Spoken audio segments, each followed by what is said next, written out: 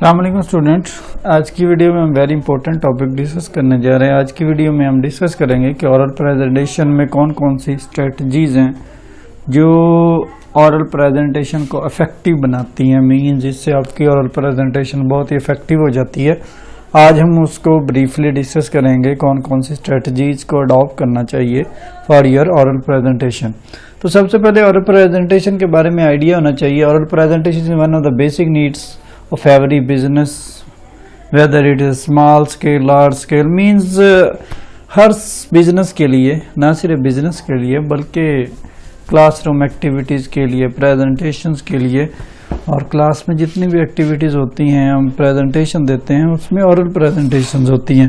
तो oral presentation को better बनाने के लिए कौन कौन सी स्ट्रेटजीज़ को अडॉप्ट करना चाहिए उसको हम डिस्कस करते हैं। सबसे पहले तो हमने डिस्कस किया कि ओरल प्रेजेंटेशन वर्बल जो आपकी कम्युनिकेशन है, जो ऑडियंस के सामने आप प्रेजेंट करते हैं, वो होती है। स्ट्रेटजीज क्या है, मतलब जिससे डिक्रीज ऑफ फेयर हो, स्पीकिंग पब्लिक के सामने आप स्पीक कर सकें, लिसन कर सके पब्लिक। मींस जब आप प्रेजेंट करें तो आप में कॉन्फिडेंस होना चाहिए, आपकी कम्युनिकेशन स्किल इम्प्रूव होनी चाहिए, आपका कैरियर प्रेजेंटर होना चाहिए। मींस आप ऐसी चीज़ें बताएं कि लोग मोटिवेट हों, आपसे इम्प्रेस हों, तो then it will be a successful oral presentation. तो समटाइम प्रोफेशनल्स, बिजनेस या एडमिनिस्ट्रेशन से रिलेटेड जो एक्टिविटीज़ होती हैं वो इतना इजी टास्क नहीं होता।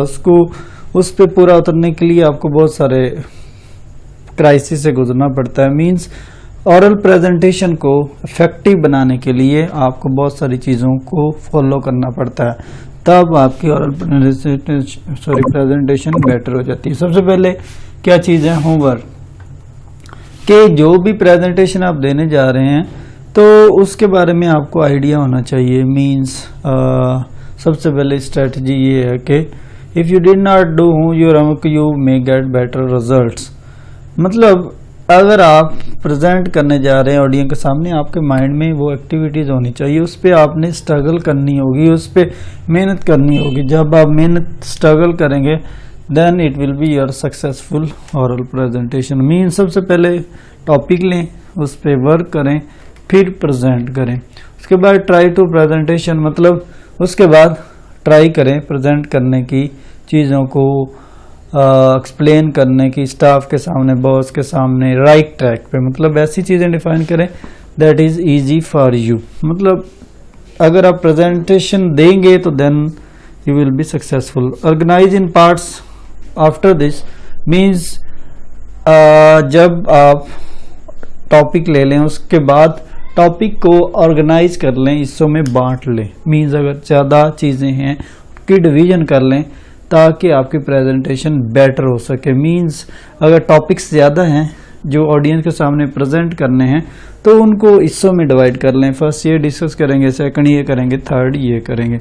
उसके बाद फोर्थ वन पे गो थ्रू, जो आपने तैयार की है उसको गो थ्रू करें अगेन एंड अगेन, उस पर हार्ड वर्क करें। मींस ऐसी चीज़ें चेक करें जो आइडियाज़ ऐसे जो वीक हैं, जिन पे काम करने की ज़्यादा ज़रूरत है, तो उनको गो थ्रू करें अगेन एंड अगेन ताकि ड्यूरिंग प्रेजेंटेशन आपको एम्बिग्विटी ना हो। पेरेंट्स एंड टॉकिंग, मतलब आपकी जो पेरेंट्स है और talking style should be good. मतलब आपका साउंड गुड होना चाहिए, एड्रेस अट्रैक्टिव होना चाहिए ताकि ऑडियंस इम्प्रेस हो।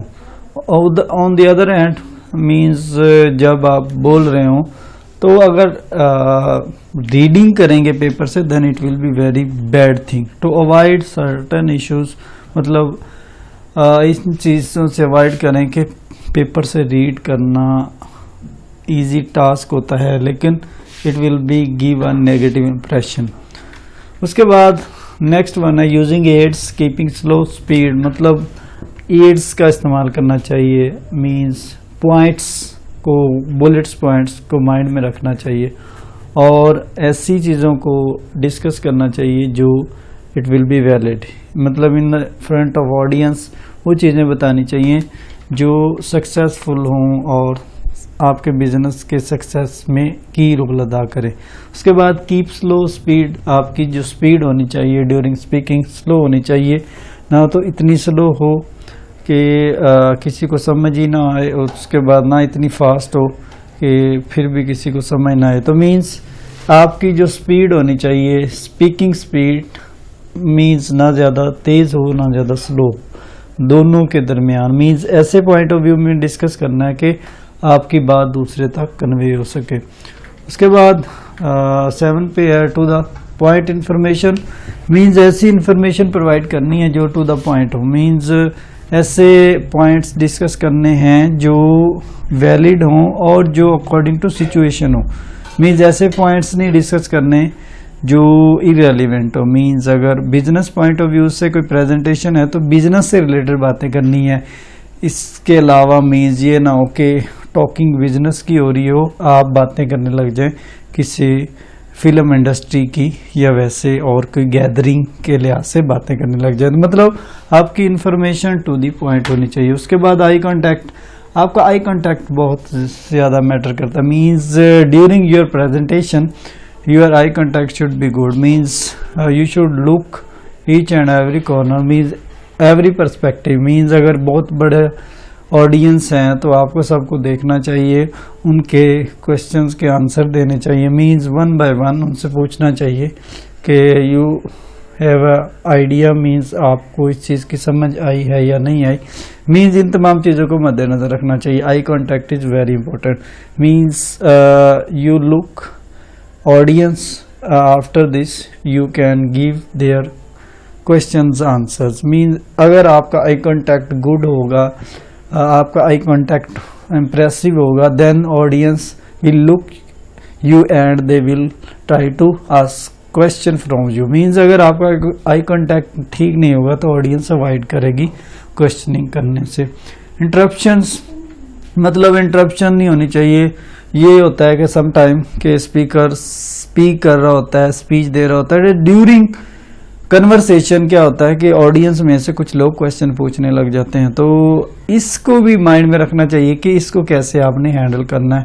मीन्स ये ना हो कि आप अगर कोई क्वेश्चन पूछे तो आपका उसका आंसर देने के बजाय उसको इररेलेवेंट वर्ड यूज़ करने के बाद कह दें कि it will be not according to situation. Means आपके माइंड में ऐसी सिचुएशन या ऐसे आइडियाज़ होने चाहिए कि ड्यूरिंग प्रेजेंटेशन अगर आपसे कोई बात पूछ ले या कुछ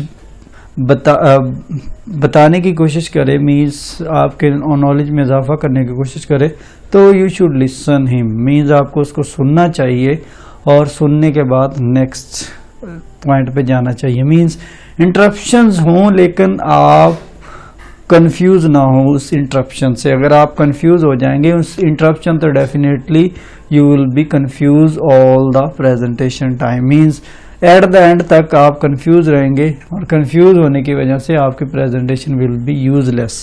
मीन्स इंटरप्शन होती है जब आप ऑडियंस के सामने बोल रहे होते हैं, तो there will be lot of question from audience side, तो कंफ्यूज ना हो। It is a very good strategy for oral presentation. And पे कंक्लूजन देना है, जो मेन पॉइंट्स हैं उनके बारे में कंक्लूजन दे के इसको ख़त्म कर देना। मतलब ऐसे पॉइंट्स डिस्कस करने हैं जो आपने डिस्कस अर्लियर किए। मीन्स उनको एक ब्रीफ समरी में एक्सप्लेन कर देना कि हमने ये चीज़ें ली थी, ये चीज़ें डिस्कस की हैं और ये चीज़ें it will be the part of your presentation. Means मतलब आपके लिए यूज़फुल हैं, हेल्पफुल हैं इन योर फ्यूचर।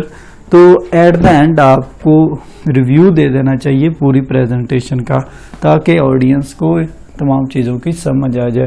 तो ये था हमारा आज का टॉपिक, जिसमें हम स्ट्रेटजीज़ को डिस्कस किया कि ओरल प्रेजेंटेशन की कौन कौन सी स्ट्रेटजीज़ हैं जो कि हमारी डेली लाइफ में या बिजनेस लाइफ में या कॉलेज यूनिवर्सिटी लाइफ में हेल्पफुल होती है जहाँ हम प्रेजेंट करते हैं।